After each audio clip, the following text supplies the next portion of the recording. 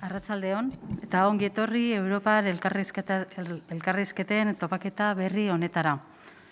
Buenas tardes y bienvenidos a todo el mundo. En nombre del Instituto de Gobernanza Democrática, Governance y del Museo de San Telmo, os damos la bienvenida y las gracias por estar aquí con nosotros, tanto a vosotros que estáis aquí en la sala como a aquellos que nos ven al otro lado de la pantalla. Este año, bajo el título Hacia un modelo de ciudad europea, debatiremos a lo largo de 3 sesiones consecutivas, 3 jueves consecutivos, aspectos en torno a la Unión Europea, a diferentes aspectos como la cohesión social, el modelo de digitalización y las ciudades y la cultura. Cerca de 2 tercios de la población europea, una gran mayoría vive en zonas urbanas que son motores económicos y también motores de iniciativa y de creatividad. También es cierto que las ciudades son lugares de encuentro entre diferentes, entre la diversidad, pero también son lugares donde se genera segregación, pobreza, y las desigualdades económicas y sociales y tecnológicas se agrandan y las hemos visto ahora, se han puesto más al descubierto si cabe con la pandemia. Por eso hemos comenzado hoy en la primera charla con la sesión titulada Ciudad cohesionada, en la que esperemos escuchar valores y políticas que intenten aliviar estas desigualdades y conseguir procurar la cohesión que todos esperamos para un bienestar compartido. Tenemos con nosotros, como ven, a Manuela Carmena, Ana Oregui y Xabier Ayerdi, con Nerea Magallón, profesora de Derecho Internacional de la Universidad del País Vasco. Cuando ellos acaben, al término de sus intervenciones, tendrán ustedes ocasión de compartir reflexiones o hacer preguntas. Y nada, hacia las 8:30 aproximadamente daremos fin a la charla. Así que muchas gracias y adelante. ¿Sí? ¿Se oye? Muchísimas gracias, Marilis. Muchísimas gracias una vez más al Museo de San Telmo por acoger nuestros diálogos y por participar con Governance en esta puesta en común de los diversos temas que vamos tratando. Hoy, en efecto, empezamos los diálogos sobre la ciudad, una ciudad cohesionada. Sabemos que la mayoría, un porcentaje muy amplio se dice que hasta el 50% de gente vive en las ciudades, en el mundo. Creo que muchos de nosotros hemos llegado a vivir el éxodo rural, incrementado en los últimos tiempos, en el siglo XX a finales si cabe. Y se dice que para el 2030 incluso se llegará a incrementar todavía más. Se habla de un 60% de la población que vivirá en las ciudades. Y ello implica muchísimas consecuencias no solo de generación de actividad económica en algún sentido positivas, sino negativas. Como ha dicho Marilis, se incrementan las desigualdades, los barrios marginales, se sobrecargan las infraestructuras, se produce un aumento de la contaminación, un crecimiento urbano en ocasiones incontrolado y las ciudades se nos presentan como sitios vulnerables, esa vulnerabilidad que hemos visto con el COVID, que se ha incrementado quizás estos efectos negativos, quizás se ha manifestado precisamente con la pandemia. En este contexto, a mí me gusta empezar o pensar que nos movemos en un punto de partida nuevo, que son los Objetivos de Desarrollo Sostenible. El Objetivo de Desarrollo Sostenible 11, precisamente, nos habla de las ciudades sostenibles y me apetece que sea el punto de partida para presentar este diálogo, un diálogo que abrimos a la reflexión, que apelamos a la democracia deliberativa, participativa de todos y para plantearnos cómo hacer frente a estos efectos negativos y cómo lograr ciudades más inclusivas, más seguras, resilientes y, en definitiva, sostenibles. Hay muchos problemas que nos vienen a todos a la mente relacionados con este incremento de personas que viven en las ciudades y se nos plantea cómo hacer frente a la gentrificación de los barrios, a la turistificación del centro, de los centros urbanos, a los crecimientos especulativos, a la necesidad de integrar políticas urbanas justas con las estructuras centradas en favorecer a las necesidades del vecino y bueno, que tengan en cuenta esos impactos medioambientales, esos impactos en la movilidad, en la que creo que todos los que están hoy, los tres participantes hoy de la mesa, tienen mucho que decir. O sea, realmente tenemos a un sociólogo, a una arquitecta y a una jurista, pero que además tienen experiencia en cómo proyectar sus especialidades precisamente para mejorar las ciudades. Creo que tenemos una representación maravillosa de lo que podemos debatir con ellos y que seguro que nos aportan un montón de ideas para plantear cómo hacer una ciudad pues, más cohesionada. Vamos a empezar, como habíamos comentado con anterioridad, con un turno de intervenciones y luego ya daremos la palabra al resto de los participantes, al público, para que interdialoguemos y planteéis todo lo que estiméis necesario también de cara a preguntarles a nuestros ponentes. Bueno, antes de nada, agradeceros a los tres que hayáis venido. Bueno, mostraba mi felicidad de que podamos estar aquí, aunque sea así como con mesas y con sillas separadas por las que podríamos hacer como una especie de baile, pero que por lo menos es presencial, que ya es algo, ya vamos viendo la luz. Y a mí me gustan mucho las cosas presenciales, me hace mucha ilusión verles los ojos y que podamos realmente ver las manos y los gestos y podamos debatir de esa manera. Así que estoy muy contenta de que hayáis podido venir los tres y de que también haya llenado la sala y que haya tanto participante interesado en un tema que sin duda nos incumbe a todos, porque todos vivimos en una ciudad, todos vivimos aquí y por tanto tenemos mucho que aportar. Xavier Ayerdi, nuestro primer invitado, bueno, es sociólogo, como os he dicho, licenciado por la Universidad de Deusto, doctor en Sociología por la Universidad del País Vasco, experto, cualquier cosa me rectificas, por favor. No, Xavier. incluso puedes cortar ya, ¿eh? Bueno, déjame que te presente un poco, que he trabajado un poco. Experto en términos en temas de inmigración, de servicios sociales, bueno, autor de muchísimas publicaciones nacionales e internacionales. Ha sido profesor titular en la Universidad del País Vasco, 36 años creo, o algo así. Pues vale. Impartiendo docencia, fundador y director de Ikuspegi, Observatorio Vasco de Inmigración, desde su creación hasta 2011. Asimismo, director del Laboratorio de Investigación Begirune, que nos podrá contar qué es, la Fundación Begirune, especialista en temas de inmigración, asesor del Gobierno vasco en el Departamento de Empleo y Políticas Sociales, director del Departamento de Sociología de la Universidad y en la actualidad, te voy a aportar, presidente de Begirune Fundazioa desde 2018.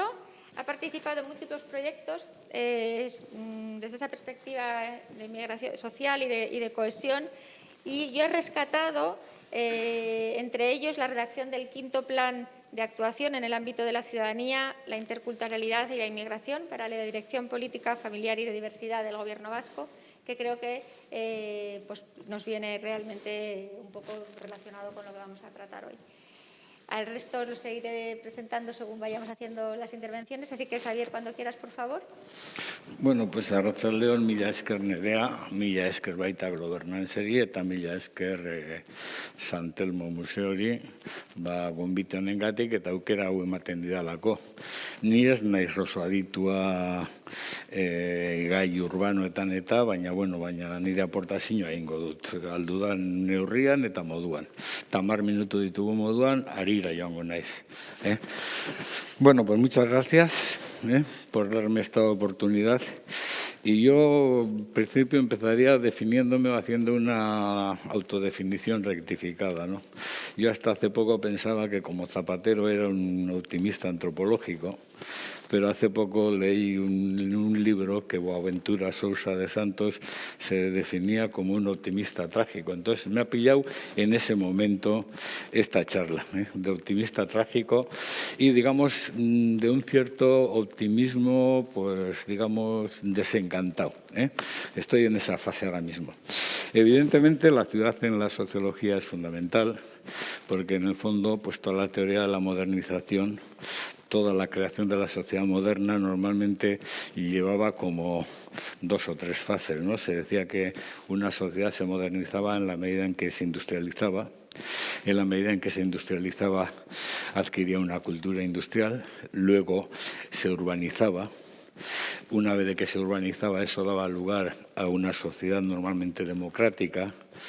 Se organizaba previamente la ciudadanía y al final se conseguía como una especie de cultura urbana y una especie de también concienciación urbana de la conciencia, ¿no? Entonces, bueno, pues desde esa perspectiva se puede decir que, bueno, pues que ese ha sido el gran paso de la sociedad, digamos, preindustrial a la industrial, ¿no? O sea, a la ciudad como el lugar donde se cambia todo, se innova todo y de alguna forma se renueva todo y se genera todo, ¿no? Entonces, jamás vivimos en ciudades porque hemos tenido que montar, digamos, agrupaciones urbanas alrededor de nuestra forma de producir, ¿no?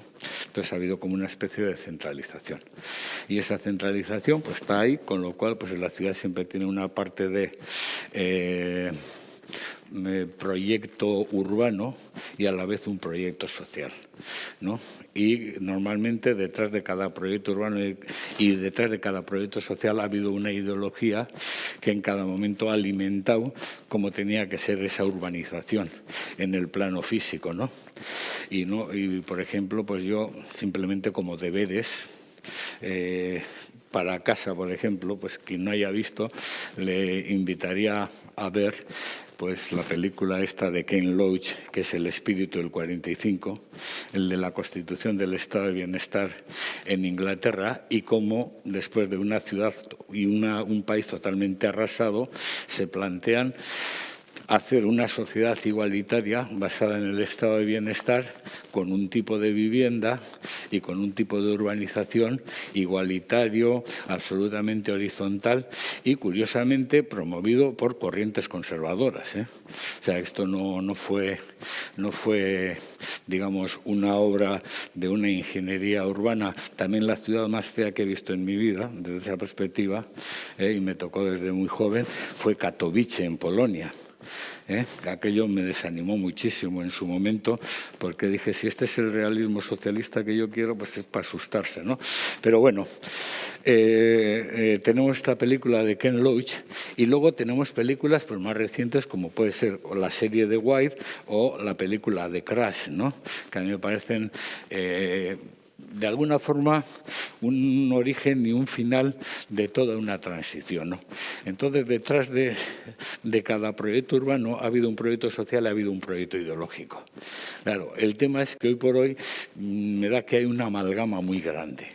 Una amalgama muy grande de posiciones, una amalgama muy grande de proyectos ideológicos y diría también un retroceso de lo que aparece en el espíritu del 45, ¿no? Porque analizando la inmigración, que eso sobre lo que yo hice la tesis española en Euskadi, en los 50-60, siempre me acordaré lo que me dijo un representante de una casa regional, ¿no? Y comparando aquella inmigración con esta, pues es una diferencia muy importante. Y decía, primero llegamos nosotros y mucho más tarde llegaron las casas. Pero mucho más tarde, ¿no? Con lo cual, pues, hubo una época en la que se vivió con derecho a cocina, cada uno en un cuarto, una habitación, ¿no? Una situación, pues, que estaba ahí. Entonces, a mí todo esto me lleva a plantearme, pues, ciudad cohesionada, ¿no? Y la ciudad, ¿qué es una ciudad cohesionada? ¿Y cuál es aquí la variable dependiente y cuál es la variable independiente, ¿no? Porque la variable independiente es la ciudad, la variable independiente es la cohesión, la dependiente, o sea, ¿quién condiciona qué? ¿Por qué hay ciudades cohesionadas y por qué hay ciudades que no son cohesionadas?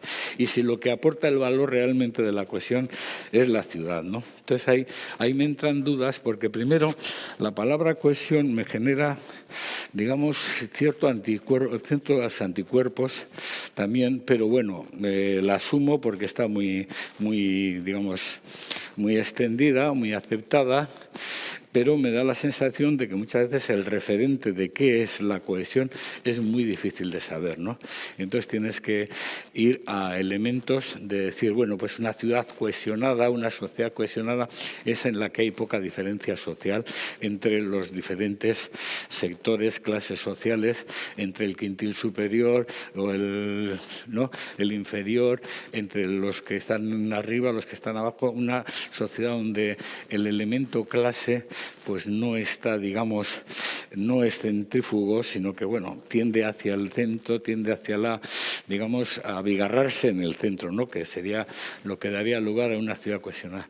Entonces, a mí hoy por hoy me da la sensación de que en principio el término cohesión pues requeriría en principio una delimitación más grande, ¿no? Más grande porque es lo que decimos normalmente un concepto ómnibus o un término ómnibus donde puedes meter cualquier cosa. Y donde una persona que en un momento determinado está con un proceso de privatización de las ciudades te lo puede utilizar y entonces no sabes de qué estamos hablando, ¿no? Entonces a mí este es también un término que me deja siempre con muchas dudas, pero bueno, ahí está. Entonces no vamos a volvernos locos. Entonces a mí me gustan más términos pues, más clásicos, ¿no?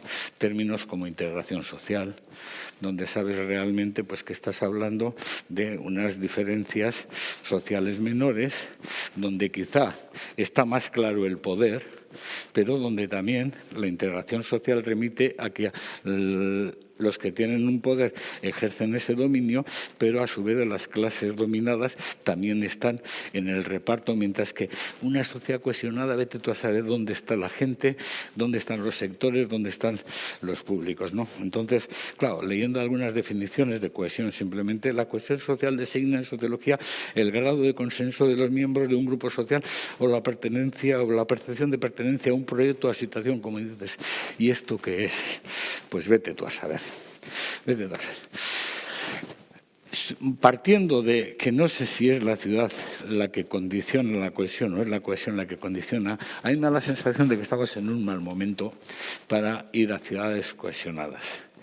Estamos en un mal momento porque tenemos primero un mal momento social. Tenemos muy pocas fuerzas que pueden llevar a la sociedad, a la ciudad, a la cohesión. Primero, se quiere que la ciudad sean muchas cosas. Hoy por hoy la ciudad tiene que ser demasiadas cosas y yo creo que la pandemia ha sido en este momento pues algo que lo que ha hecho ha sido intensificar procesos. Intensificar procesos, además procesos absolutamente contradictorios. Hoy por hoy no sabemos si tenemos que abogar por la turistificación, no sabemos si esta turistificación significa pues, cambio climático, pero también significa paro. Si no hay turistificación, por otro lado, tenemos todos los problemas ambientales y dices, ¿qué hacemos? Pues claro, y la ciudad concentra todo esto, ¿no? Yo creo que vivimos en un mal momento y en un mal momento por una sencilla razón. Porque yo en esto estoy con Luis Enrique Alonso, que es un sociólogo muy sensato, y este suele decir que sobre un empleo débil no se puede articular una sociedad fuerte. Y entonces, si no hay una sociedad fuerte y el empleo es realmente cada vez, digamos, más débil, más polarizado, no creo que eso permita en un momento determinado generar una sociedad que a su vez genere cohesión y que esa cohesión la transmita a la ciudad.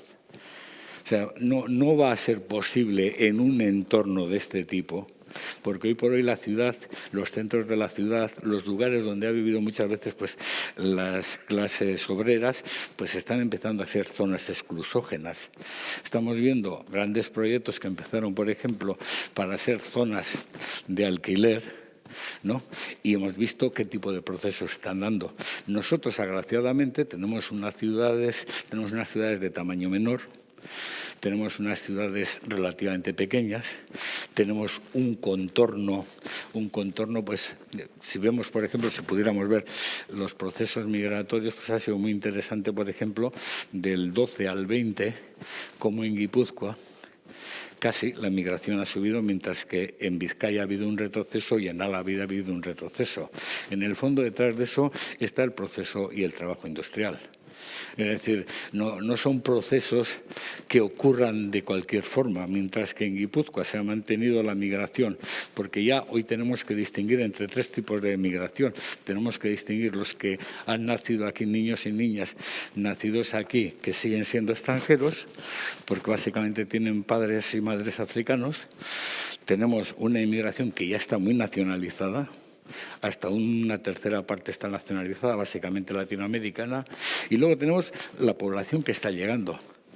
Ha habido 8 años de paro en Álava y 7 años de paro de esas migraciones en Vizcaya, y básicamente es porque el entorno industrial es mucho más potente en Guipúzcoa, y en Guipúzcoa pues tenemos procesos que en un momento determinado, desde un punto industrial y laboral, permiten que esa cohesión exista. Luego, cuando vamos a ver todos los índices de diferencia social, vemos también que los mejores índices los tiene Guipúzcoa.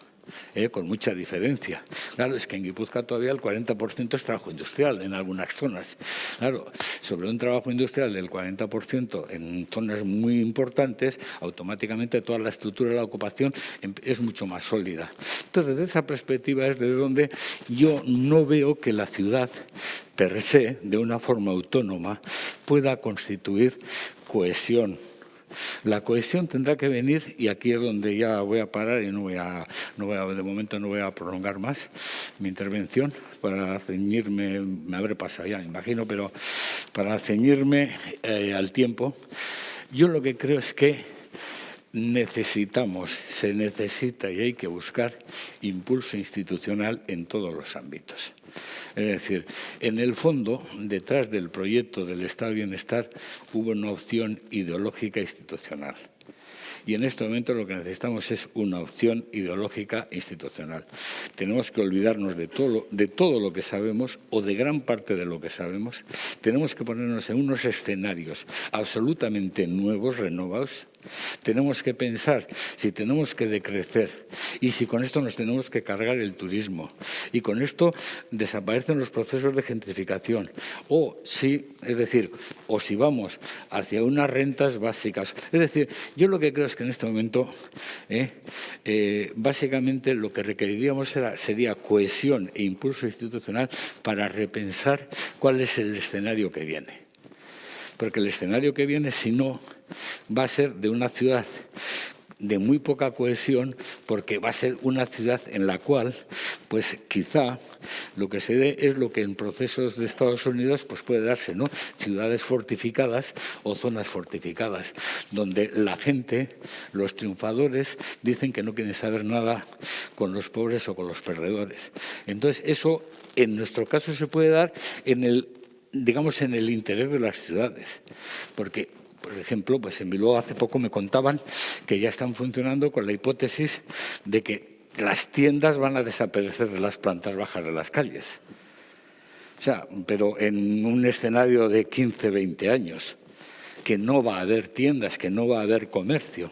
Entonces ya nos tenemos que poner en hipótesis, básicamente, de unos horizontes nuevos, donde de alguna forma tendremos que buscar la cohesión, pero no en los elementos que nos dé la ciudad, sino en elementos ideológicos, impulso institucional y probablemente en corrientes entre religiosas e ideológicas que funcionen de una forma interdependiente y que básicamente nos lleven a unas opciones en las cuales pues busquemos nuevas formas de estar en el mundo que van a ser muy desconocidas en el fondo, porque la idea de siempre para arriba y para adelante, pues quizá en un momento determinado hay que meter el freno de mano y decir, bueno, ¿y aquí cómo lo vamos a hacer?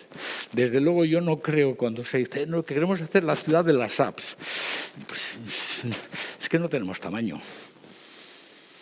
sea, pero lo cual no quiere decir que todas las ciudades no tengan que competir por posicionarse, por encontrarse en el mundo. O sea, es decir, yo creo que hay una cuestión de tamaño, hay una cuestión de que las digamos, diferencias sociales se instalen dentro de la ciudad de una forma ya consolidada. Y bueno, pues a eso es lo que de alguna forma habrá que combatir. Sí, muchísimas gracias, Xavier. Muy interesante, la verdad, esa reflexión en torno a la cohesión, y así es el término no adecuado. Me ha gustado No, mucho. pero está como está esto, no Sí, no, acepto, me parece un buen punto de partida, precisamente reflexionar incluso sobre el propio título quizás de los diálogos. Me ha gustado mucho, y todo lo que dices también por el tamaño, además, creo que está representado un poco también en lo que tenemos como participantes, porque tanto Ana como Manuela pues tienen experiencias en ciudades de muy distintos tamaños, y a su vez nosotros aquí vivimos en una ciudad de muy distinto tamaño. Entonces es cierto que obviamente no sé hasta qué punto se atacan todas de la misma manera o se pueden plantear las mismas ni necesidades, ni remedios, ni causas, efectos, ni consecuencias, ¿no? A continuación, agradezco muchísimo a Ana Oregui que esté aquí con nosotros. Ana, arquitecta, funcionaria de carrera, arquitecta urbanista, 9 años, ¿no? De arquitecta más o menos, de arquitecta urbanista en el Ayuntamiento de Vitoria desde el principio, delegada del Gobierno vasco, responsable de la planificación integral del agua y gestión de fondos de la Unión Europea para ejecución de las infraestructuras, viceconsejera de Ordenación del Territorio y Aguas, consejera de Medio Ambiente, responsable de la puesta en marcha de la Agencia Vasca del Agua y de la revisión participativa de los DOT, que me gustaría muchísimo que nos contaras qué es eso de los DOT, de las Directrices de Ordenación del Territorio, parlamentaria por Álava, donde, entre otras cosas, ha sido presidenta de la Comisión de Derechos Humanos, Igualdad y coordinadora del Intergrupo Parlamentario para los Seguimientos de los ODS, de los Objetivos de Desarrollo Sostenible, y desde 2019 teniente de alcalde del Ayuntamiento de Vitoria y concejala delegada del área de Territorio y Acción por el Clima. Responsable de políticas como sostenibilidad, clima, energía, medio ambiente y urbanismo.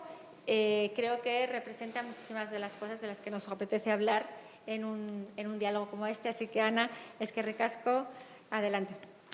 Bai, eskerrik asko Nerea zuri eta eskerrik asko Gobernantze Institutuari gonbidapenagatik. Benetan plazerra da hemen egotea zuekin eta konpartitzea nik ikasi dudan edo ikasten ari naizen bidean, ez? Nire bide hontan, 30 urte daramate lanean, nire lehenengo momentutik sektor publikoan lan egin izan dut, eta hasieran, esan duzun bezala, funtzionaria moduan, funtzionaria de karrera naiz, eta gero hortik, kezka, hiria eta hiritarren kezka horrekin, zerbait gehiago egiteko nahian, saltu egin nuen politikara eta gobernura joan nintzen, eta parlamentura, eta, horiek guztiak. Eta orduan denetan ikasten. Y, yo, como ha comentado Nerea, por mi profesión y por mi desarrollo profesional, pues la verdad es que de lo que me dedico es a la planificación física de las ciudades, ¿no? Yo os puedo aportar o puedo intentar aportaros un poco esa variable, esa vertiente de por qué hacemos las ciudades o intentamos hacerlas como las hacemos y cuáles son las claves que en cada uno de los momentos vamos insertando, intentando que las ciudades tengan cada vez una calidad mejor, ¿no? Obviamente trabajamos muy de la mano con todo el ámbito de la sociología y debemos de tener en cuenta sus aportaciones y sus lecturas de la realidad, pero nosotros estamos muy pegados al terreno. La verdad es que intentamos trabajar con indicadores, no somos pensadores, somos ejecutores, y entonces estamos intentando diseñar, en definitiva, territorios y ciudades para las personas. Eso es lo que intentamos, a una escala humana. Ahora estamos utilizando mucho esa variable de que lo que hacemos es hacer ciudades a escala humana. Y las ciudades, decía Xavier, que son fruto de un proyecto social. Nosotros en urbanismo lo que decimos es que las ciudades y los territorios deben de obedecer a un modelo territorial, a un modelo de ciudad que generalmente es más físico, pero evidentemente tiene unas ideas detrás, ¿no? Os voy a poner, los ejemplos que voy a poner van a ser más bien de Vitoria, pues porque es mi materia de trabajo en este momento, y siempre suelo decir además que Vitoria es una ciudad que es una ciudad con un tamaño perfecto para ser una ciudad laboratorio, porque además es no solamente una ciudad, así como en los entornos metropolitanos de Donostialdea o de Bilbon, pues tenéis términos municipales adosados, ¿no? Vitoria está en la ciudad sola, es un territorio muy grande. El término municipal de Vitoria, si no lo sabíais, es el término municipal en extensión más grande de la comunidad autónoma de Euskadi. No de Euskal Herria, el Valle de Baztán es más grande, pero de Euskadi Vitoria es el más grande. Y entonces tenemos la ciudad, que es una ciudad muy compacta, cohesionada, creemos, y además tenemos también en nuestro término municipal 63 pueblos. 63 pueblos que son rurales todavía y que salpican el territorio en una malla de unos 2 por 2 kilómetros. Y que, bueno, pues que tradicionalmente se relacionaban andando o bueno, y ahora mismo también pues en bicicleta o cosas similares, ¿no?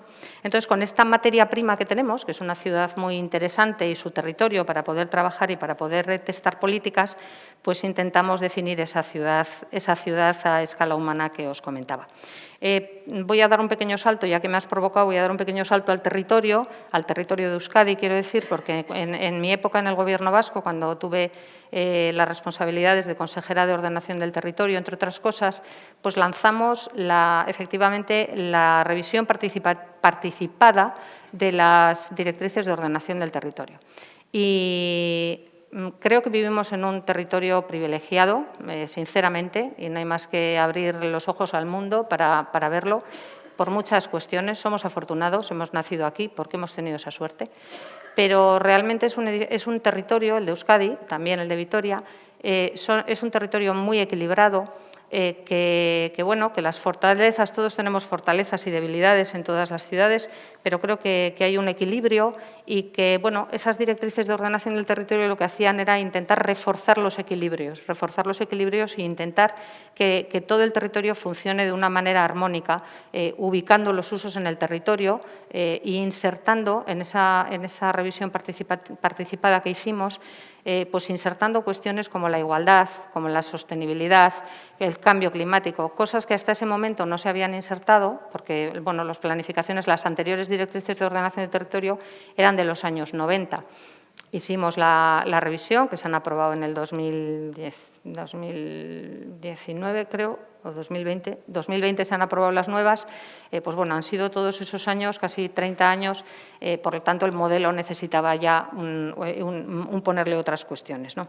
¿Y qué hacemos para que la ciudad? Nosotros trabajamos con 3 conceptos. En Vitoria en este momento estamos trabajando con tres palabras, que una es cohesionada, que ya nos ha explicado Xavier bien, pero también hablamos de ciudad compleja y compacta, porque lo que buscamos es que no solamente con una sola variable no vamos a poder hacer una ciudad equilibrada, buscamos una ciudad equilibrada que sea un lugar donde las personas puedan desarrollar su proyecto de vida y donde las personas puedan desarrollar todas sus potencialidades, que una persona, porque el entorno le permita desarrollar esas capacidades y esas potencialidades. Esa es la forma en la que queremos trabajar. Entonces, hablamos de ciudad compacta. ¿Qué es compacta?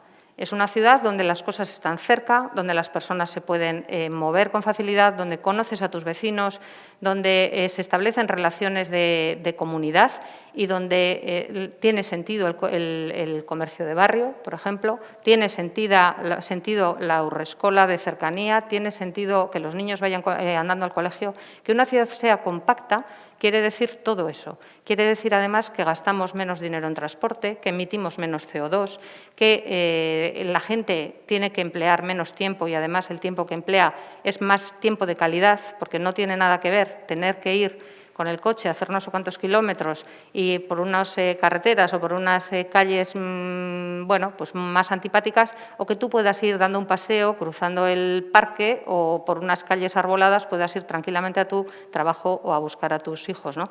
Que, bueno, qué decir si puedes venir paseando por la Concha, como acabo de venir yo, de donde he dejado el coche, ¿no? Pero bueno, esa es la idea de ciudad compacta. Las cosas están a mano, podemos funcionar de esa manera. La ciudad compleja, pues va implícito también en lo anterior. La ciudad compleja es aquella ciudad en la que no tenemos un monocultivo de usos. Las ciudades americanas, esos suburbios americanos donde las unifamiliares son tremendas extensiones de unifamiliares y todo el mundo tiene que andar en coche, no puedes hacer nada sin el coche y además es que en tu entorno cercano no hay nada, no hay ni la posibilidad de comprar una barra de pan, ¿no?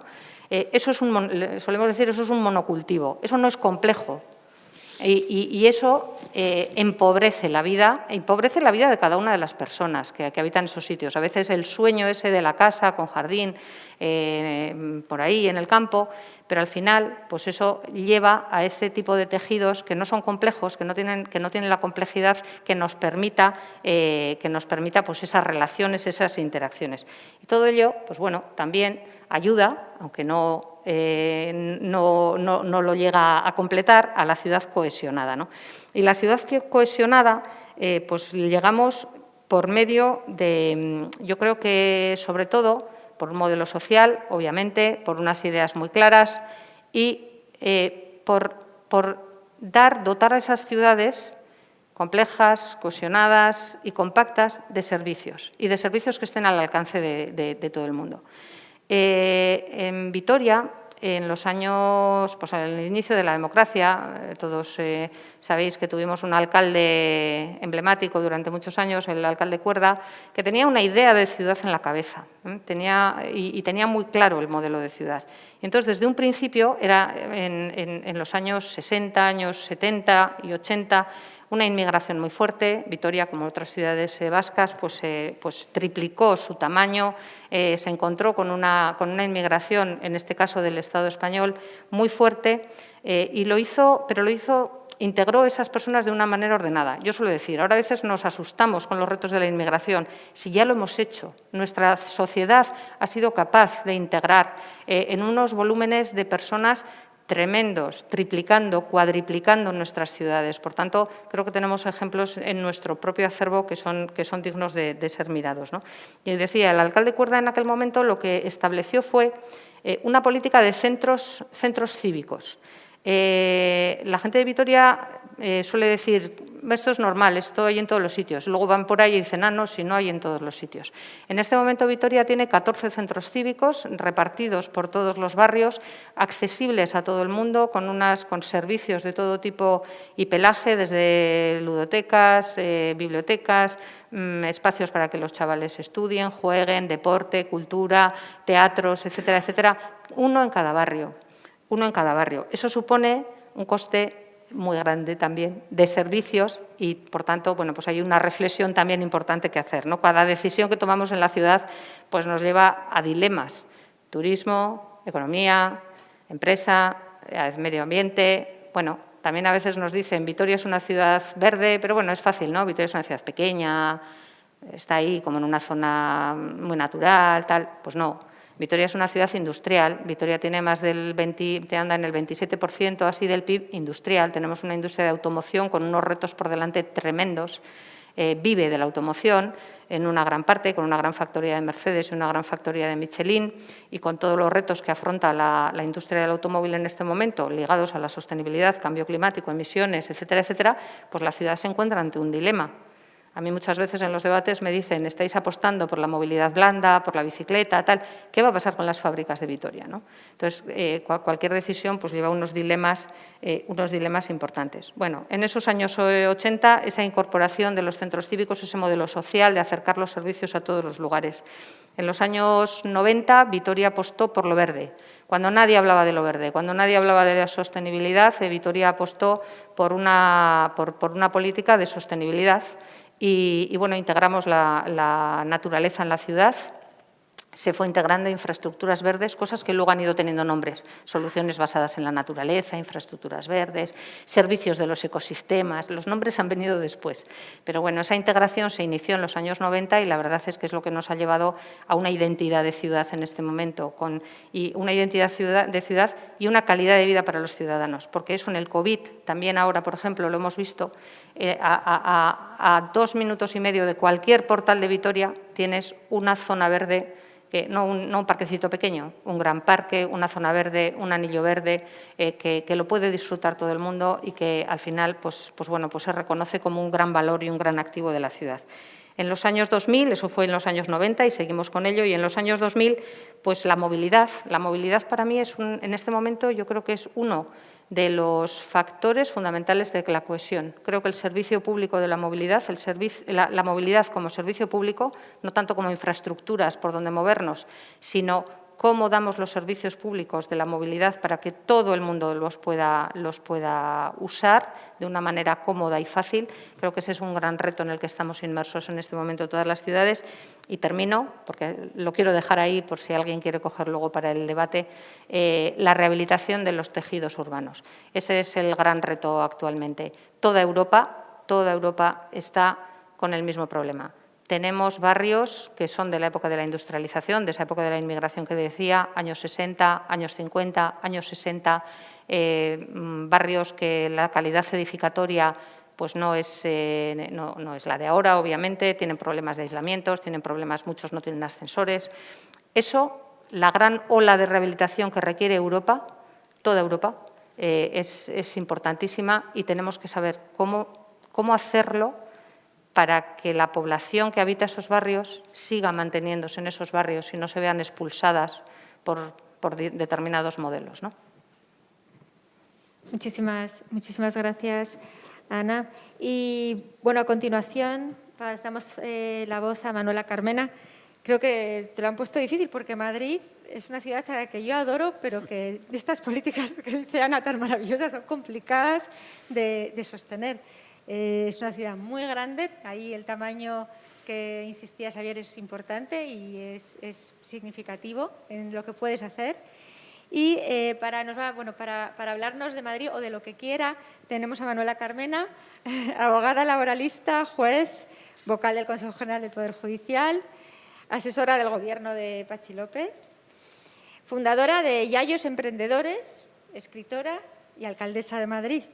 En la actualidad creo que tienes o que ayudas en una tienda, Zapaletas, que además veo que la mascarilla es de ahí, en Manuela Malasaña, en la que se hacen productos fomentando la inserción social de personas con riesgo de exclusión. Bueno, Manuela nos podría hablar de muchísimas cosas y así que le voy a dejar la palabra y que ella continúe. Muchísimas gracias por venir. Manuela, adelante. Nada, muchísimas gracias a todos vosotros, a ti, al Instituto, al museo y me ha encantado escucharos, ¿no? La verdad es que el debate sobre las ciudades es absolutamente apasionante, ¿no? Mirad, yo quisiera partir de que creo que cuando todos buscamos el nombre de ciudad cohesionada, queremos decir ciudad equilibrada, ciudad, digamos, deseable, ciudad encomiable, diríamos la ciudad que queremos, ¿no? Yo creo que en general todas las ciudades tienen una vocación de querer llegar a ser lo que deben ser, pero no siempre se llega. Lo importante, por tanto, es saber si estamos por el buen camino, ¿no?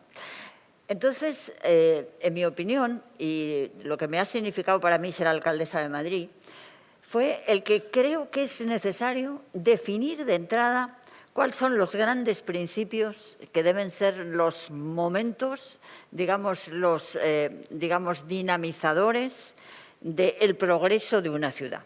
Queremos ir a una ciudad cohesionada, queremos ir a una ciudad deseable y para eso, ¿cómo vamos?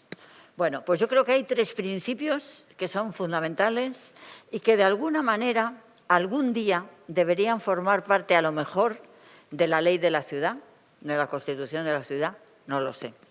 ¿Cuál es el primer principio? Para mí el primer principio es la solidaridad. Y fijaros que no estoy hablando de la solidaridad en el concepto de la empatía, la beneficencia, no, me estoy refiriendo a la solidaridad cívica. De alguna manera, la esencia de la ciudad es que nos hemos juntado, toda una serie de individuos desde hace muchísimo tiempo, cuando se crean las ciudades, para vivir mejor.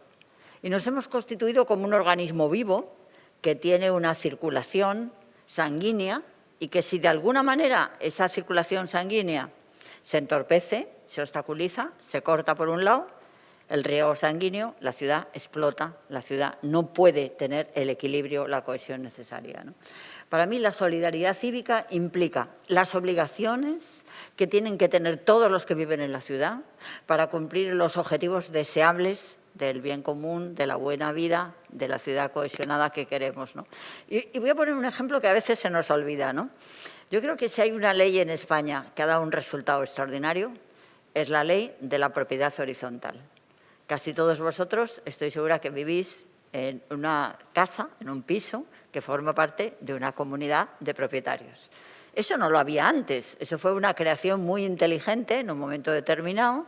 Antes las casas eran solamente propiedad de alguien, era la propiedad vertical. La propiedad horizontal fue una buena idea, comunidad de propietarios, ¿no? Bueno, cantidad de problemas, eso lo ves muy bien cuando estás en el tribunal. Hay muy pocos problemas comparado con la cantidad de viviendas, los millones de viviendas que hay en nuestro país que se administran bien, que se organizan bien, porque queda claro que hay una serie de obligaciones, ¿no? Yo creo que eso es muy importante, establecer lo que es la responsabilidad de la solidaridad cívica, porque si no, no podemos avanzar. Cuando en Madrid decidimos hacer Madrid Central y decir, el nivel de contaminación de Madrid es inaceptable, tenemos que conseguir, como sea, que baje, por nuestras responsabilidades europeas y por nuestra responsabilidad de la salud de las personas. Hoy día ya se ha desarrollado un programa médico que es interesantísimo, en el que demuestra, por ejemplo, que hay más posibilidades de episodios cardíacos cuando se incrementa la contaminación del aire. Es decir, lo sabemos todos, la contaminación mata. Entonces, es necesario tomar alguna medida, y tomamos la medida de Madrid Central. La respuesta que tuvimos fue tan brutal, es decir, ese es el término, querellas, bueno, todavía vosotros sabéis que colean muchísimas resoluciones judiciales, porque había una actitud de no aceptar que se pudiera decir a una serie de personas, ustedes no pueden utilizar el coche para nada por aquí, ¿no? No había una aceptación. Yo sé que con el tiempo eso se acepta, pero el esfuerzo que significa el tener que estar constantemente recordando que la estructura de la ciudad es una estructura de derechos y obligaciones, retrasa los procesos de una manera extraordinaria, ¿no? Fijaros, claro, ya casi nadie se acuerda de cuando aquello de que no se podía fumar, pero y la que se lió una impresionante. Bueno, pues con lo de la contaminación hemos vivido eso. ¿Y qué pasa? Que la pandemia ha venido a darnos una enorme razón de que no es posible una ciudad sana, y una ciudad cohesionada, por definición, tiene que ser sana, si no somos capaces de establecer las estructuras de la solidaridad cívica. Porque es imposible. Es decir, por mucho que los que tienen dinero, mucho dinero, se aíslen y vayan a condominios y se cierren y pongan guardias de seguridad para que no les molesten, el aire, los virus no se paran, no se compran, no hay manera, es decir, o todos o nadie, o nos salvamos todos o no se salva nadie, ¿no? Por eso, el primer principio es el de la solidaridad cívica. Después, si queréis, en el debate podemos volver a muchos de los temas que son, yo creo, muy esclarecedores, ¿no? Simplemente me gustaría decir así de pasada que, en general, a lo largo de la historia de la humanidad, siempre ha habido una tensión entre los deseos de la libertad individual de los poderosos y las necesidades de restringir esas libertades individuales en el bien de las libertades de todos, ¿no? Yo encontré hace años en la biblioteca de mi suegro un libro editado en Deusto por el padre Goyenechea, en el 1921, en el que hablaba de lo horriblemente malo que era la educación obligatoria. Él decía, es un desastre. La educación obligatoria nos priva a los padres de los derechos de la patria potestad, nos limita la libertad, etcétera, etcétera, etcétera. Leerlo no está mal porque aceptamos y comprendemos lo importante que es dar ese salto, ¿no? La ciudad, la colectividad necesita ese principio de solidaridad cívica, ¿no? Una última nota en relación con la solidaridad cívica. Hace falta más. Yo creo que hace falta lo que se llama el desarrollar las políticas de cuidados. De alguna manera, el término cuidados está abriendo ese paso entre la sociología, está abriendo ese paso entre la estructura propia del urbanismo y procede de núcleos distintos, desde el feminismo, que ha profundizado mucho de ello, pero también del el Papa Francisco, por ejemplo, en su encíclica habla de los cuidados. Y también yo diría, pues efectivamente, de la propia sociología, ¿no? Que se ve que es imprescindible que empecemos a pensar esas redes de cuidados, ¿no? 2. Segunda nota o principio imprescindible que tiene una ciudad es la creatividad. Las ciudades se han creado a sí mismas y las ciudades tienen que crearse partiendo dos supuestos, de la ética y de la estética, ¿no? Las ciudades tienen que ser bellas. Yo a veces pienso que no somos conscientes de hasta qué punto la humanidad que se agrupó en ciudades construyó bellezas artificiales. Nosotros vemos el mar ahora y nos quedamos fascinados, vemos la montaña y nos quedamos fascinados. Esas son bellezas propias que la naturaleza nos ha ofrecido. Pero cuando ves la armonía entre la ciudad, entre la belleza de la ciudad y la belleza del entorno, cuando ves la belleza propia de haberse decidido construir esto o lo otro de más allá, o haber planificado de una forma para que en su conjunto permita una estructura estética, nos damos cuenta de la importancia que tiene la creatividad, ¿no? Las ciudades sin creatividad mueren, porque la esencia misma de la ciudad es una esencia de constante movimiento. Es una ciudad, es una unidad absolutamente artificial que necesita estar constantemente alimentándose y creándose, ¿no? Y hay una tercera nota que para mí es absolutamente imprescindible también, que es la de la participación.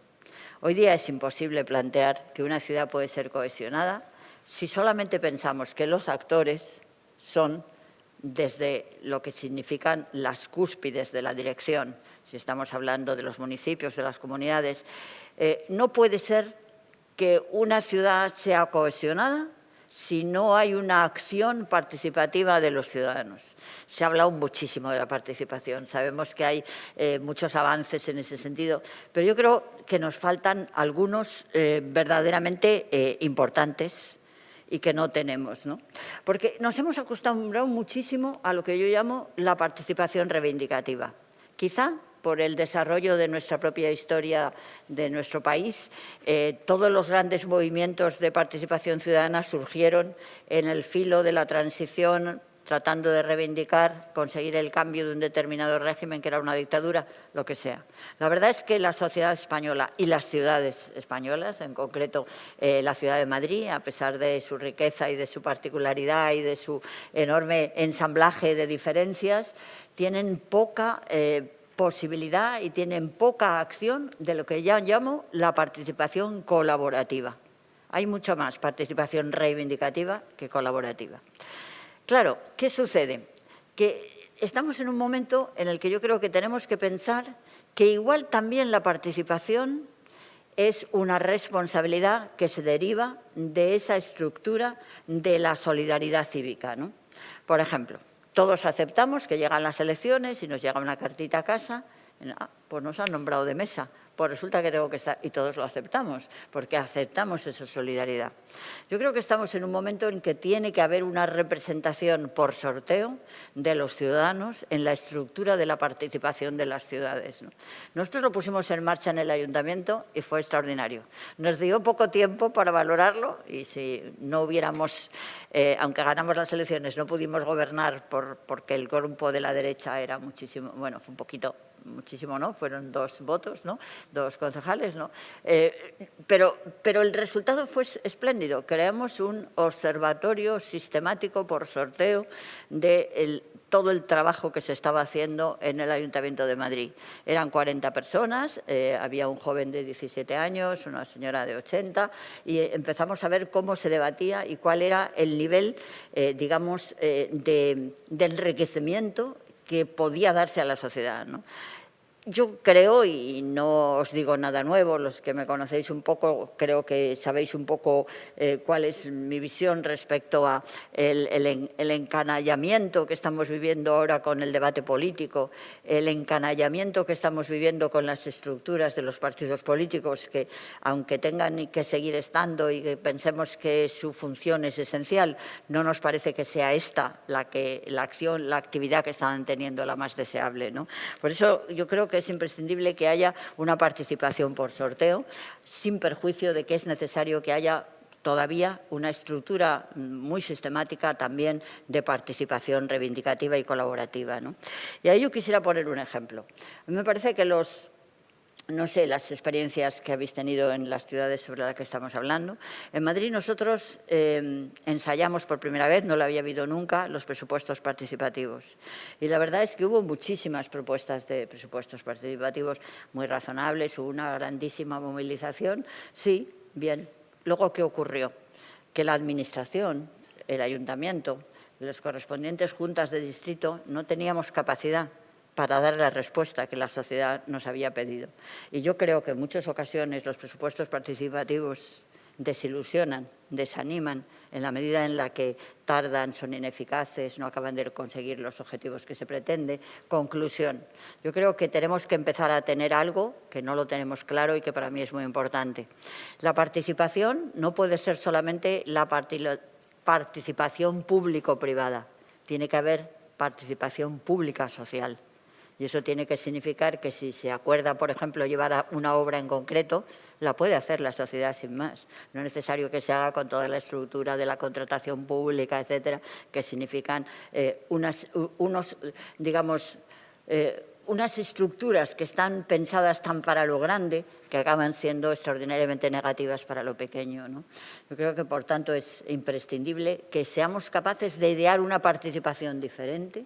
Lo mismo que digo que es imprescindible que seamos también capaces de idear que esa creatividad y esa solidaridad cívica debían formar parte como de la constitución de la ciudad, en la medida que sean presupuestos, que no se discutan, que se acepten, como aceptamos hoy día otros muchos, y me he referido a la propiedad horizontal, que nos dan una satisfacción interesante, o como aceptamos la ley del jurado, o como aceptamos la responsabilidad en hacer el cumplimiento de las políticas electorales. Nada más. Muchas gracias.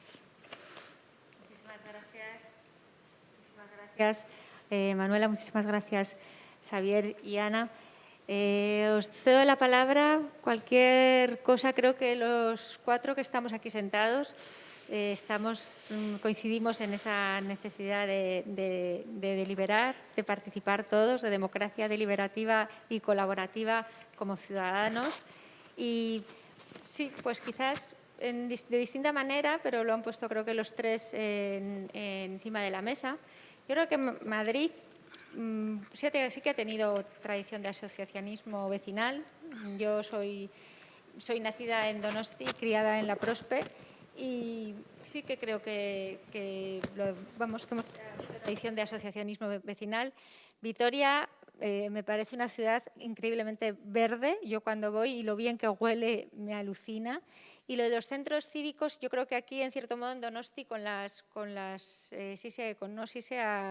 través de las casas de cultura de los barrios, y también tenemos un cierto parecido, no tanto, pero sí que también acerca, yo creo que la cultura al barrio, esa integración también de poder dejar al niño en el curso, etcétera, etcétera. Eso creo que son cosas que igual podrían saltar a Madrid, y que no las hay. En Madrid las bibliotecas públicas están fatal en comparación igual no es justo compararlo con una ciudad como Donosti, pero se echan en falta pequeñas cosas que pueden crear en los barrios esas estructuras no solo de voy a decir cohesión, no solo de participación, de entendimiento, en los que también se podría, además, sale el debate, salen las necesidades del barrio, salen los problemas quizás de ese barrio, ¿no?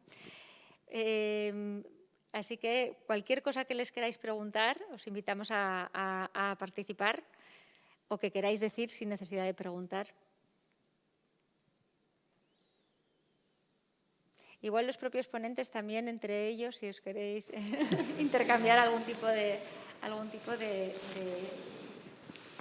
Bueno, yo de entrada te quería hacer una precisión, ¿no? Sí. Porque hay una cosa que es muy diferente, los movimientos reivindicativos de barrio a los movimientos colaborativos. Un movimiento reivindicativo, lo ha habido, claro, y yo creo que en toda España los hubo. Es verdad que es interesante ver cómo los movimientos reivindicativos de barrio también tuvieron determinadas cadencias, ¿no? Pero la actividad colaborativa, yo pongo un ejemplo. Por ejemplo, nosotros en el Ayuntamiento de Madrid tuvimos una campaña de la derecha brutal respecto a la limpieza, ¿no? Bueno, las campañas políticas todos sabemos lo que son. Es decir, que llega un momento en el que a base de plantear determinadas expresiones que no son ciertas, acaban calando y la gente pues al final, pues bueno, se crean. Estuviera como estuviera, a mí me parecía que era absolutamente imprescindible que hubiera una actitud social de intentar entre todos colaborar con la limpieza de la ciudad, ¿no? Una de las primeras cosas que a mí se me ocurrió en un primer debate es nosotros estábamos planteando la necesidad de que efectivamente muchas multas que se ponían por las personas que no respetaban las normas de limpieza se sustituyeran por personas que en lugar de pagar la multa limpiaban la ciudad, ¿no? Bueno, eso que es una medida razonable, pues sin embargo es una medida que fue muy contestada por las asociaciones de vecinos, pues porque consideraban que eso no era razonable, que quien tendría que limpiar era la ciudad, que no tenían que limpiar ninguno de las personas que podían simplemente ser unos ciudadanos. Es más, hasta una disposición interesante que teníamos en la Ordenanza de Madrid fue revocada por el Tribunal Supremo, porque había la posibilidad de que cada uno en su portal tenía que limpiar la parte de delante del portal y eso pues se impugnó y el Tribunal Supremo dijo que eso era inaceptable, que no se podía, no sé, quiero intentar explicar con todo esto que cuestiones que en otras ciudades y en otros países no se discuten, cada uno tiene que quitar la nieve de delante de su casa. Nosotros hemos llegado a una estructura en la que no hemos aceptado las obligaciones propias de la ciudad y que, por tanto, creo que nos falta mucho movimiento colaborativo. Eso me refería, sin más. Sí, en esa misma línea, Manuela, me estabas recordando, nosotros en Vitoria tenemos, efectivamente, es una ciudad muy verde, eso quiere decir que tenemos muchísimo trabajo manteniendo zonas verdes, segando, en esta época además, ni te cuento, ¿no?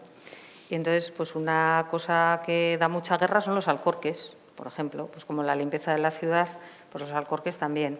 Entonces, tuvimos, como Vitoria tiene esa línea de ciudad sostenible y muy alineada con las políticas de sostenibilidad, pues hace, no sé, sería 3 o 4 años, pues decidieron que además es que era bueno que hubiera malas hierbas, porque las hierbas no son malas ni buenas. Las hierbas, pues todas contribuyen a la biodiversidad, contribuyen a los ecosistemas, etcétera.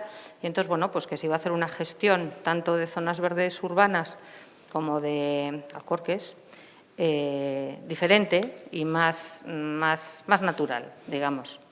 Bueno, aquello se convirtió en una escandalera tremenda, ¿no? Y bueno, pues enseguida, pues que el ayuntamiento lo que quería era ahorrarse dinero, que no quería… Bueno, de eso pasamos a algunas asociaciones, a algunas zonas, algunos vecinos, algunas zonas más de baja densidad y tal, que nos proponían adoptar alcorques y poner flores. Tengo una calle, por ejemplo, en Vitoria, claro, que los vecinos de la calle, que son una calle muy bien avenida y de casas pequeñas, y entonces ponen, además entre ellos hacen casi como concursos. Claro. Pues mis prímulas están más bonitas que tus geranios y tal. Entonces cada uno tiene su alcorque y lo cuida y tal. Oye, pues hasta denuncias, que a ver por qué allí la gente hace lo que le da la gana. Entonces, yo creo que ese tema de cultura ciudadana y de incorporar cuestiones de participación activa, yo también estoy convencida de que tenemos que conseguir activar a la ciudadanía, pero de una manera positiva, no reivindicativa, que también, cuando hay que reivindicar, pues el que tenga que reivindicar pues está en su derecho, pero esa participación constructiva que me parece que es importante activar. El otro día estuve en un Ausogunes, tenemos una estructura de Ausogunes y Elkargunes en Vitoria, aquí tendréis también algo parecido, similar, seguro. Entonces, por barrios hacemos reuniones, vamos a algunos concejales, representantes y tal. Bueno, yo fui a uno de los a uno de los barrios nuevos de la ciudad y los padres, había un colegio y una aurrescola, una escuela infantil. Y en el centro una calle, que no tenía ningún sentido. Bueno, como yo era la planificadora allí urbanística, pues me cayeron tortas por todos los lados, ¿no? Pero ¿a quién se le ocurre poner esta calle en medio y tal, no? Y tenían razón, ¿eh? Pero no solo habían venido con la reivindicación de la calle, sino que habían hecho un trabajo entre los padres y las madres de la escuela y de la escuela infantil que estaba enfrente, habían hecho un trabajo y habían estado concienciando durante no sé cuánto tiempo, X semanas, a la gente que iba y paraba en esa calle que no vale para nada más que parar en doble fila y coger a los niños, habían estado haciendo un cómputo de cuántos eran y les habían estado animando a dejar un poco el coche más allí, porque así, si demostraban que esa calle no se usaba, el ayuntamiento aceptaría peatonalizarla y dejarla como un espacio de salida tranquila y calmada para los niños, ¿no? Además de eso, nos proponían también el gestionar caminos seguros a la ikastola. Esos caminos seguros haciéndolos de una manera colaborativa con las diferentes actividades del barrio y con las diferentes tiendas, comercios o actividades que había, ¿no? Entonces, definían, empezaban con 2 calles, que eran recorridos las calles, los últimos tramos de acceso a los colegios, de tal forma que podían dejar a los niños, incluso siendo bastante pequeños, solos. Porque a la hora de la entrada del colegio tenían el compromiso del de la panadería, del de la mercería, del otro de un poco más allá, que a esa hora iban a estar al tanto para que esos niños pudieran tener una autonomía más temprana y no estuvieran tan sobreprotegidos, ¿no? Entonces, para eso nos pedían algo de colaboración. Entonces, ese tipo de ejemplos que es ciudadanía activa, propositiva, positiva, pues la verdad es que yo creo que es muy importante animar y promover, ¿no? Bueno, yo creo que es que el tema es limitado, ¿no? Pero es muy bonito además ver cuando tú hablas de cómo desarrolló la ciudad de Vitoria a través del alcalde Cuerda, ¿no? Y es muy bonito ver cómo yo creo que cada ciudad tiene también un carácter específico, ¿no? Y puede ser una ciudad cohesionada con distintos modelos de ciudades, ¿no? Y es muy interesante, por ejemplo, analizar. En Madrid, es una cosa que me gusta mucho contarlo porque a veces a la gente se lo olvida. Madrid en los años 60 tenía unos auténticos mares de chabolas. Había muchísimas chabolas, ¿no? Entonces, es muy interesante ver cómo se acabó con las chabolas, ¿no? Y mucho fue porque sí que había asociaciones reivindicativas muy importantes que plantearon una política preciosa, que fue el decir, queremos que desaparezcan las chabolas y aquí mismo queremos que nos hagan casas en condiciones, ¿no?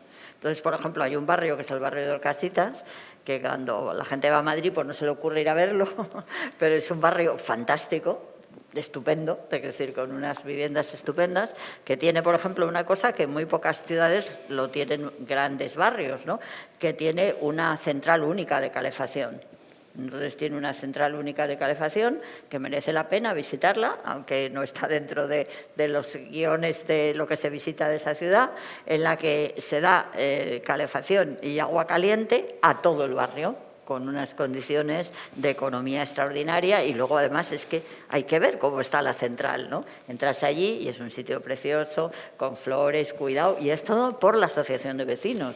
Es decir, que es una asociación de vecinos que siendo inicialmente reivindicativa ha pasado a ser colaborativa.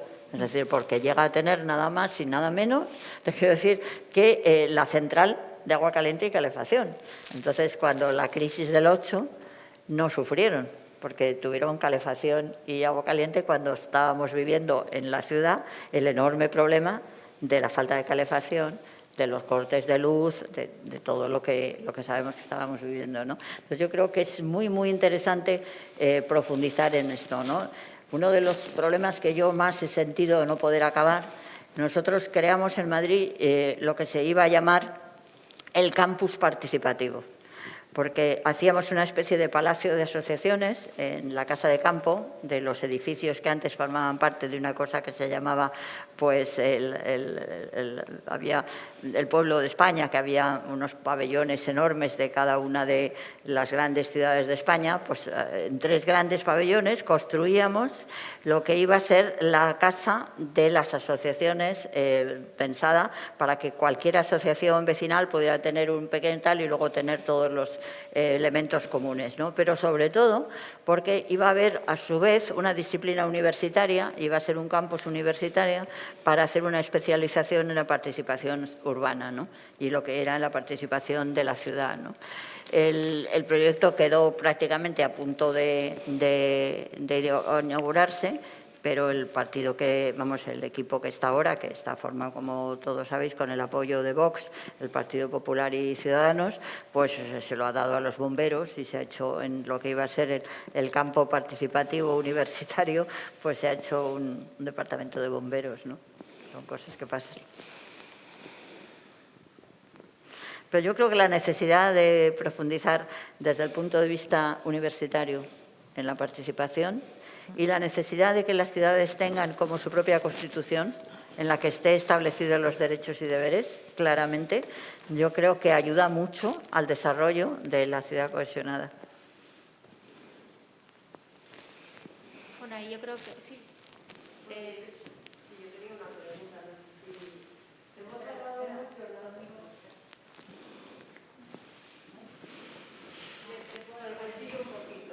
Se lo oye bien, ¿eh? Sí, sí. Hemos hablado mucho del término de segregación, ¿no? A pesar de que hoy en día pues, es un tema también candente, ¿no? A nivel de la gestión de las ciudades. Vale. Y sí que me gustaría saber, bueno, no me refiero solo a segregación de ricos, pobres, ¿no? También conocemos barrios de jóvenes, de mayores, ¿no? Separados o segregados, de blancos, de árabes, ¿no?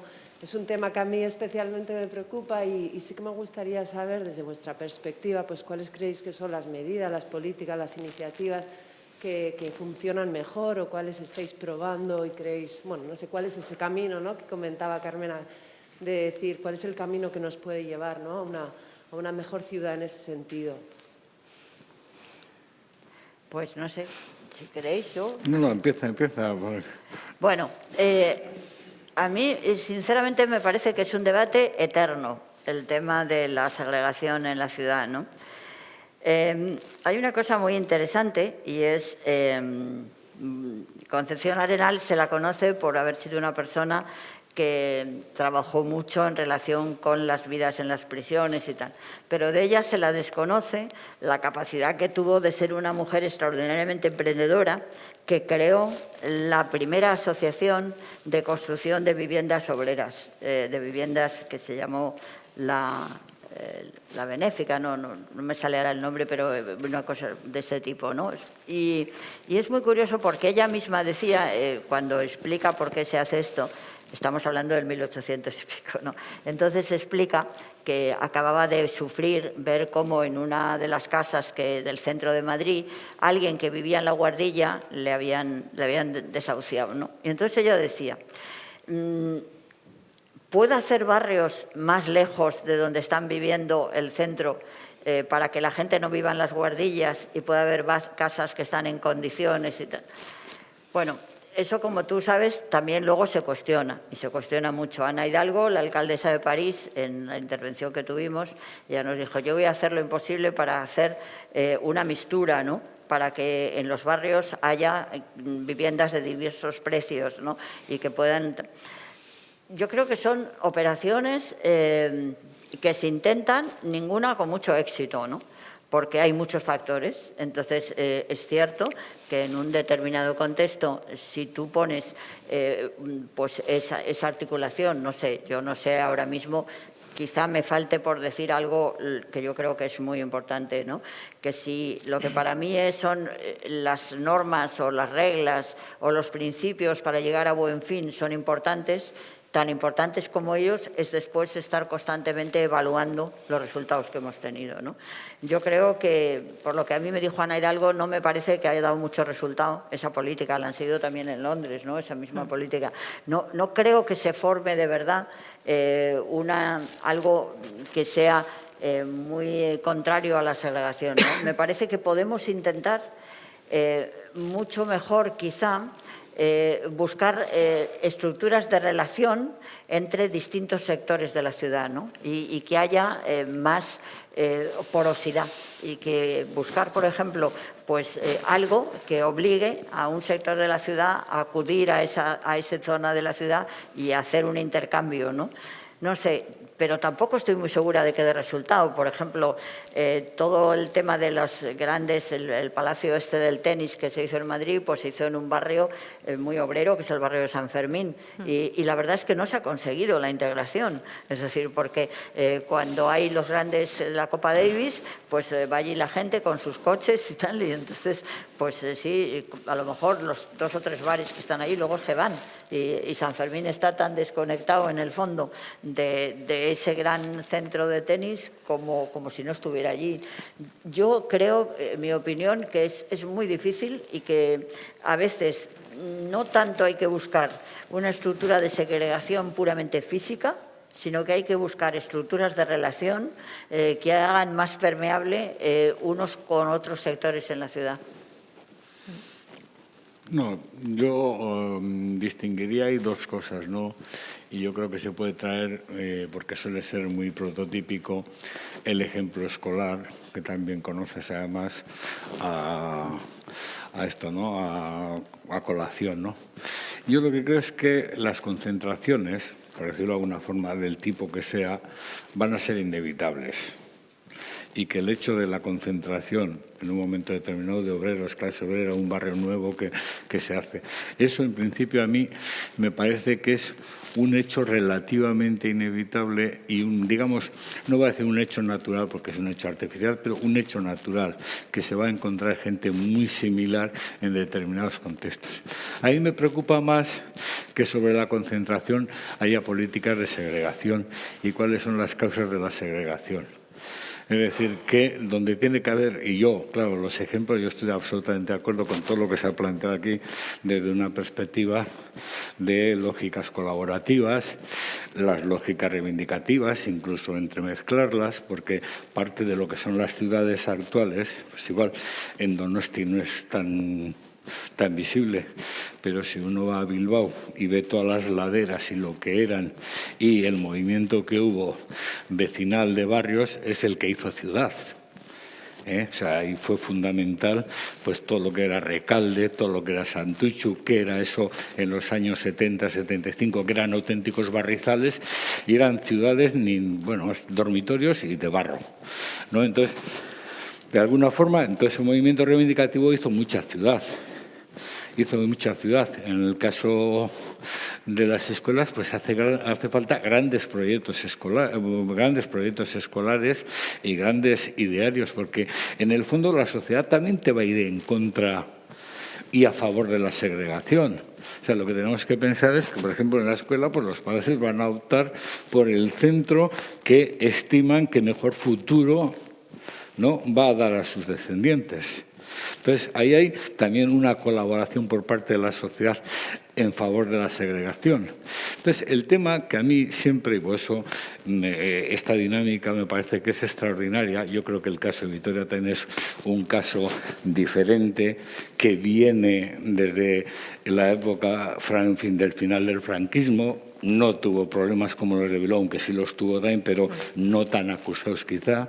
Y claro, y con un impulso institucional. Yo lo que llamo impulso institucional al final es que tiene que quedar claro que tiene que haber un poder público, que tiene que hacer una opción muy clara por el total de la sociedad, no por alguna de sus partes. Y claro, eso pasó en el caso de Cuerda, eso pasó en el ejemplo de Manuela Carmena en Madrid, y de luego lo que tiene que haber siempre es una corrección institucional muy potente, buscando todas las, digamos, coaliciones posibles entre todos los sectores posibles para eliminar las formas de segregación, sean las que sean. Es decir, de alguna forma lo que hay que hacer es eliminar las impunidades. Por eso yo lo que planteaba, y claro, planteaba desde otra perspectiva mi intervención, yo lo que no sé es si el mundo actual va en el camino de fortalecer esa solidaridad cívica. Ahí es donde yo tengo mis dudas, pero quiero decir, ojalá me equivocase, pero a mí lo que me parece es que esas bases que en un momento determinado pueden haber estado constituidas por lo que puede ser pues una democracia cristiana y una socialdemocracia en sentido amplio, y que ha conseguido que, digamos, haya una aceptación, una base moral para la aceptación de un montón de políticas igualitaristas, porque lo que no vamos a conseguir es la igualación total. De lo que se trata es que la desigualdad se mantenga dentro de unos límites soportables. Porque lo importante quizás no es vivir en un barrio de la periferia, lo importante es que tú puedas vivir en un barrio de la periferia con mucha dignidad y con un futuro relativamente garantizado, que no te lleve a tener una visión de que todo el resto tuyo es enemigo. Es decir, yo ahí es donde veo las dinámicas de fondo, que a mí esas son las que me dan, digamos, me dan cierto miedo y creo que son arriesgadas porque están minando las bases de la solidaridad, las bases morales. Porque claro, en ausencia de una fuerte institucionalización, de un impulso gubernamental muy claro, ¿no? Porque allí donde no va a llegar la sociedad tiene que llegar la institución y tiene que remangarse. Y claro, esa institución se llama cuerda, esa institución se llama un partido político, una corriente de opinión, se llama la Iglesia. Es decir, que en un momento determinado concuerden y articulen lo que la sociedad de alguna forma está centrifugando hacia el exterior, ¿no? Entonces yo ahí es donde... Hombre, yo ahí, fíjate, hay una cosa, no comparto tu pesimismo por una razón, porque de verdad que hay cantidad de instituciones sociales que funcionan muy bien en este país. Yo, por ejemplo, el tema del jurado. Cuando empezó el tema del jurado, uy, madre mía, esto va a ser... El jurado funciona muy bien. Es decir, es una institución que funciona. Toda la administración electoral. Yo, la primera vez, claro, soy mayor y a mí me tocó, yo estaba de jueza en San Lorenzo del Escorial y éramos cabeza de partido y éramos responsables de conseguir que todo aquello funcionara, ¿no? Y decías, Dios mío, ¿y esto funciona? A la gente le llega una carta a su casa, bueno, algunos tal, pero funciona y la gente está allí, cuenta los votos. Entonces yo lo que creo es que lo que es muy importante es dejar claro cuáles son las obligaciones que tenemos todos como miembros de la ciudad. Dejarlo claro, aceptarlo.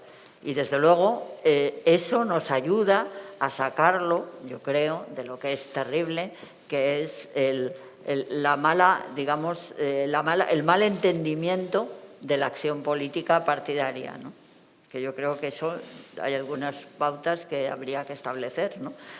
Y yo creo que una de las que yo creo que son muy importantes es que hay principios de la ciudad que son inatacables y establecerlos así. Yo creo que eso ayudaría. Si todo el mundo sabe, es decir, si todo el mundo sabe, por ejemplo, que le puede tocar el estar en un observatorio ciudadano de la ciudad para proponer cosas, para tal, y que te va a tocar 2 o 3, 4 días, o cuando te toque, y que tú vas allí, que se te escucha, la gente irá encantada. Yo, la experiencia que nosotros tuvimos es que la gente estaba encantada.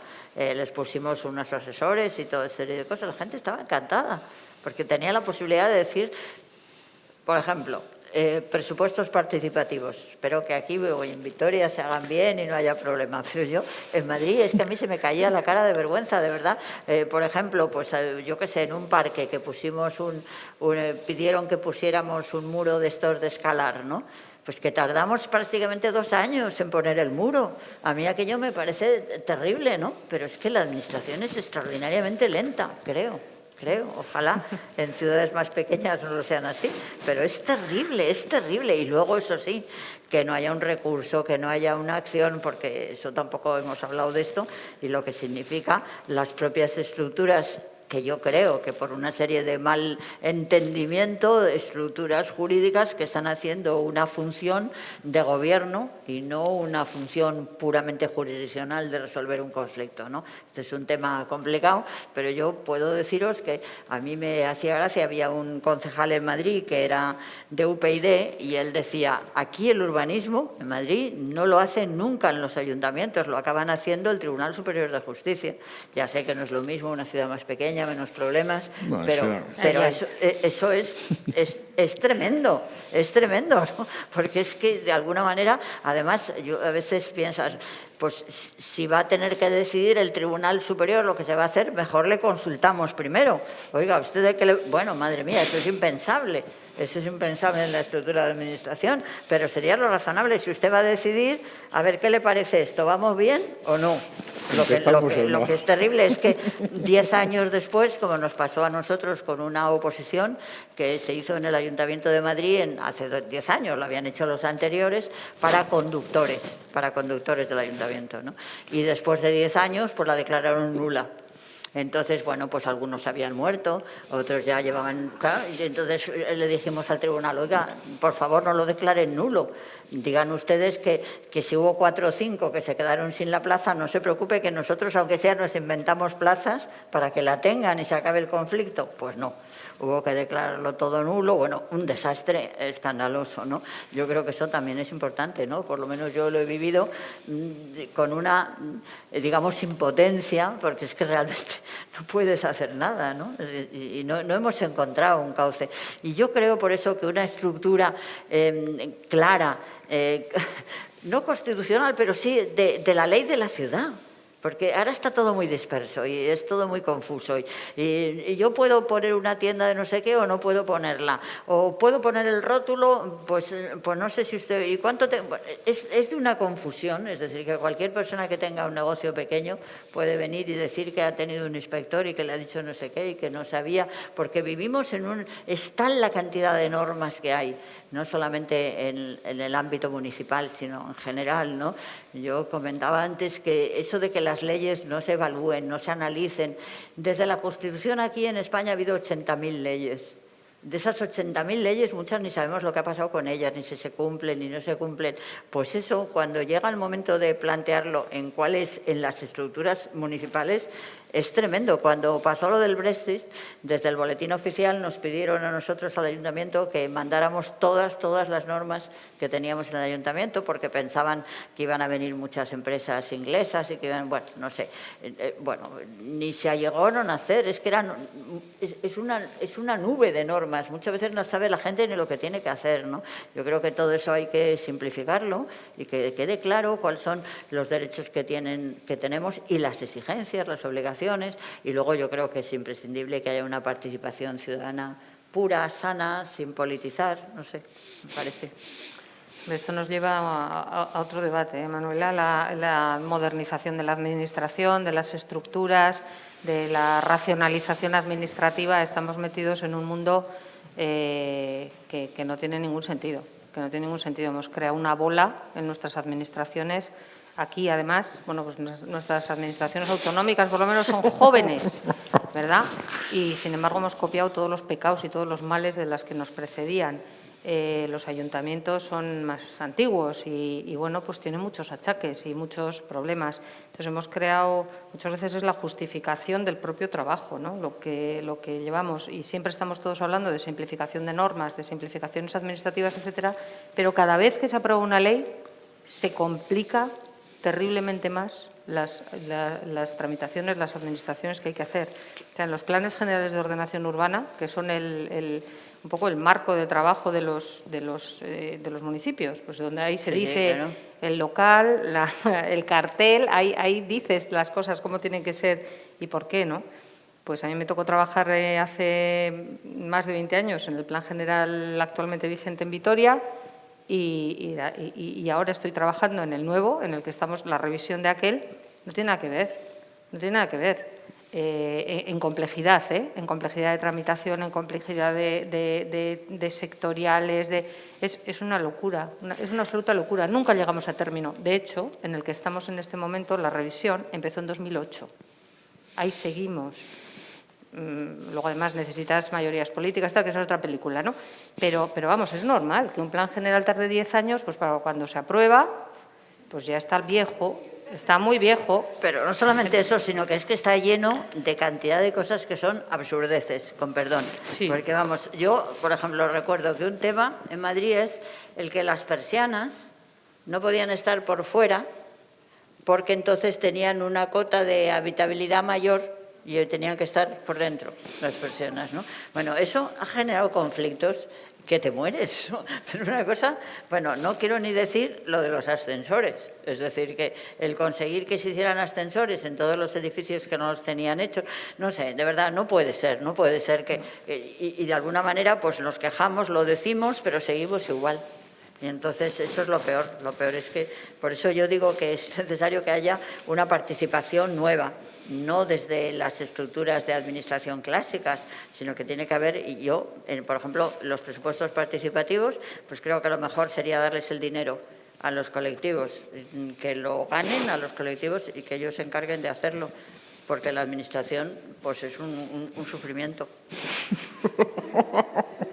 Bueno, no, pero que eso esté dicho en algún sitio, porque si no tendrás 40.000 recursos y 50.000 unidades. Claro. Lo que hay que hacer es que esté claro que el presupuesto participativo, bueno, pues oye, lo mismo que se hace en otra cosa, pues se les da el dinero y luego se hace una de cuentas, pero hay tal desconfianza hacia el ciudadano que yo creo que eso es parte del problema de la administración, que se desconfía del ciudadano. Bueno, pues si os parece una conclusión por cada participante, aparte de que la administración es un desastre, vamos a proponer, ¿no?, medidas constructivas y positivas. Os pediría igual una conclusión para terminar. Bueno, pues esperemos. Yo creo que, como habéis dicho, pues que vivimos en una zona realmente privilegiada, pues que también se mantengan esos nutrientes para mantener la solidaridad. O sea, a mí eso es lo que realmente en Euskadi me parece muy importante. Que en vez de en pequeñas guerrillas también políticas, ideológicas, que busquemos los elementos comunes, porque yo creo que hay bastantes para mantener pues sistemas de protección como hemos mantenido y que a poder ser pues podamos expandirlos y que sirvan eso, ¿no?, como para mantener esa solidaridad latente sobre la cual luego se pueden edificar otras cosas. Sí, bueno, pues yo añadiría que para mí es el momento de la activación ciudadana, ¿no? Solemos decir la participación, la implicación, pero yo creo que estamos en el momento de la activación. Necesitamos un sector público fuerte, estoy de acuerdo, pero necesitamos también el sector privado y necesitamos una ciudadanía muy activa, que participe en los procesos y que nos ayude, o que entre todos, mejor dicho, podamos ir definiendo las mejores ciudades, las ciudades que, como os decía antes, esas ciudades a escala humana, donde podamos desarrollar nuestro proyecto de vida sin ninguna cortapisa. ¿Qué recasco, Manuela? Pues yo creo que, como han dicho Javier y Ana, estoy de acuerdo, estamos en un momento muy interesante y yo creo que hay que clarificarlo. Entonces, de alguna manera, yo creo que se debe clarificar estableciendo cuál es la ley de la ciudad, cuáles son los derechos y cuáles son las obligaciones de todos los que vivimos en una ciudad, para establecer de forma clara que la ciudad debe basarse en esos tres principios, en el de la solidaridad cívica, el de la creatividad y el de la participación, y desarrollarlos legalmente, ¿no?, para evitar la confusión, yo diría, y la desorientación que nos hace que no seamos lo suficientemente activos que deberíamos ser. Bueno, pues hemos apuntado todos los deberes. Muchísimas gracias. Es que recasco por venir a vosotros. Nerea, se me había olvidado, había traído, bueno, más o menos, hemos editado este libro en el ayuntamiento, que es Una ciudad a escala humana. Mira. Y es donde hemos hecho un compendio, porque nos preguntan muchas veces, ¿qué ha hecho Vitoria, ¿no?, en estos años y tal? Y entonces lo hemos contado aquí. Lo hemos contado aquí de una manera muy gráfica, no es un rollo. Y se puede descargar en la página web del ayuntamiento gratis y está en inglés, euskera y castellano, o sea que... Mira, qué bonita. O sea que si os interesa conocer un poco los caminos que ha andado Vitoria en los últimos 30 años, pues los tenéis ahí. Pues yo también he traído un libro Momento publicidad. que no se puede descargar, pero se lo voy a regalar al alcalde, porque este libro además no lo hizo el Ayuntamiento de Madrid, sino lo hizo la oficina de la planificación ciudadana francesa, que vinieron y nos hicieron un análisis y que hicieron este libro que estaba inicialmente en francés, pero nosotros lo hemos traducido y que se basa precisamente en Madrid, solidaridad, participación y creatividad. Se lo voy a regalar a vuestro alcalde porque no puedo decir que os lo bajéis porque no está ahora mismo en el ayuntamiento. Yo como chiste voy a decir que hay un librito que me ha regalado Inerarity, que es Cocinar, Comer y Convivir, de Andoni Luis Aduriz y Inerarity. Y que si lo compráis y lo buscáis bien, en algún sitio hay un bono para ir a comer gratis. Gracias.